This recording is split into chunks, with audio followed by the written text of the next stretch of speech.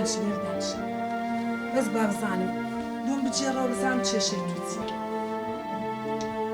پورێ جان لە کوێوە دەست پێ بکەم. ژیانی من هەر لە منداڵیەوە لە ناو کێشە بوو. لاعیلەیەکی دواکەوتوو، نەخوێندەوار، بێدین، فاشیل لەوە عیلەیە گەورە بووم. ئەی هاوار هێش فێرە هەموو شتێکی خراپیان کردم، بەس فێرە شتی باشیان نەکردم. لا حول ولا قوة. دزی، چاوبڕینە ماڵی عالەمێ، ئیشی خراپ، قەرتکردن، فێرە هەموو شتێکیان کردم. لە کۆتاییدا فێرە قومار بووم. ئەی هاوار هێش قومار لە چه فێرە قومار بووی؟ لە باپیرم کەونە قومارچی بوو. لا حول ولا قوة إلا بالله.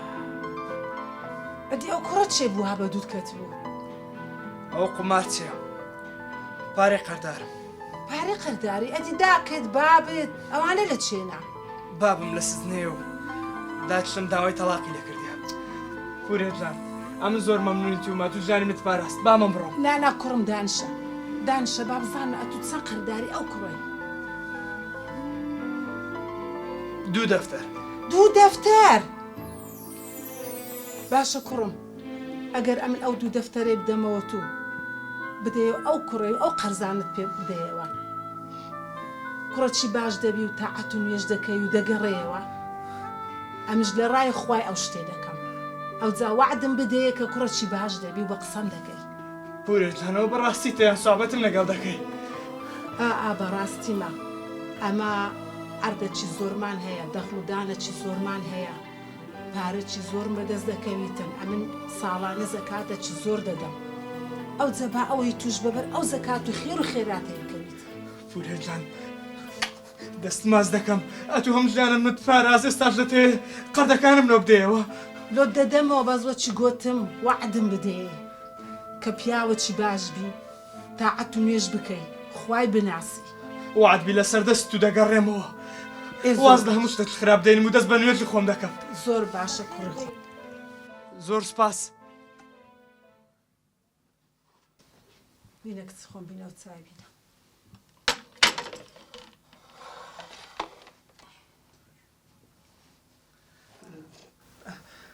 زۆر سپاس، دەستان خۆش بی، بەجددیان گۆشانی منتان پاراست. کچم هەستا تو بڕۆ دیویشەکان تەواو کە بڕۆ.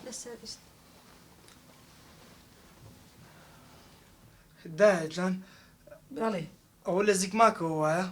بەڵێ کوڕم لە زگماکەوە وایە.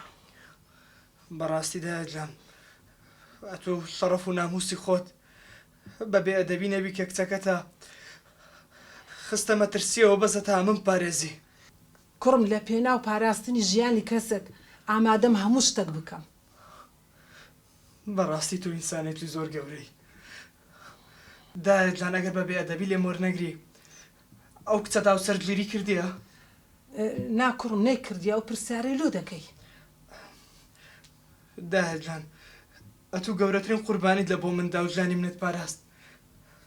بەڕاستی ئینسانی وەکو تو گەورە گەلێک کەمە. خوا گەورەیە، خوا گەورەیە.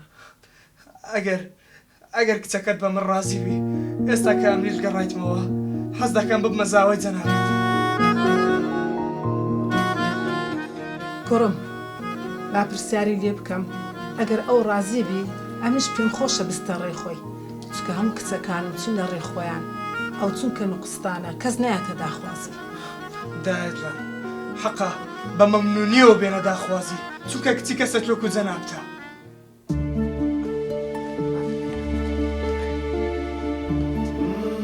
خات و سافیە ژیانی منی گۆڕی، لەگەڵ کچەکەی ژیانی هاوسەرگیریمان پێکەینە، یەکتریمان زۆر خۆش دەویست.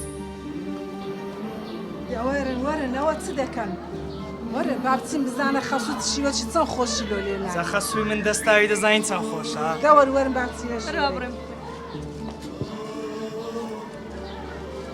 وەرن کچم وەرن لە ژۆرێ. وەرە ئەو زار با من سەرفێکی بگرم.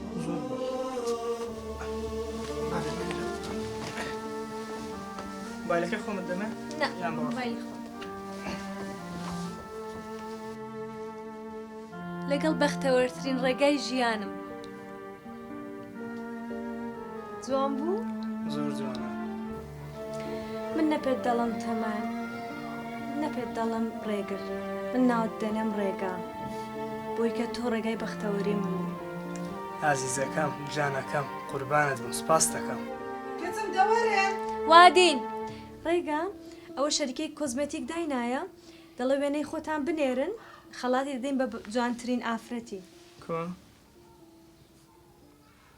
ئەوە دەڵێن کامافرەتە مەیکەپی زۆر جوانە ڕسمی بنێرن و دەکەینە مۆدێل و خەڵاتتان دەکەین بەخۆی بێیشن کەچم دەوەرن پێتان ناڵێ وەرن وا هاتین